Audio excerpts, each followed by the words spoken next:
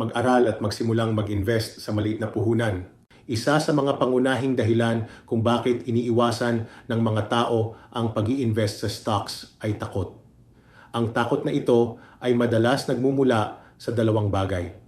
Una, pakikinig sa mga kwento ng iba na nalugi sa stock market. At pangalawa, ang takot na malugi dahil sa kakulangan sa kaalaman o tamang estratehiya.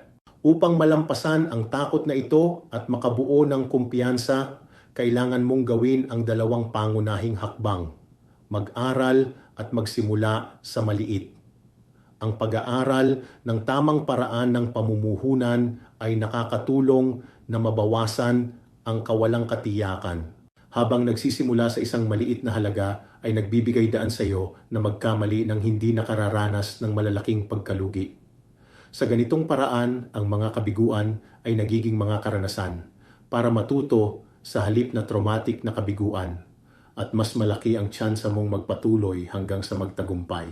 Gayunpaman, ang pag-aaral ay nangangailangan ng puhunan sa parehong oras at pera.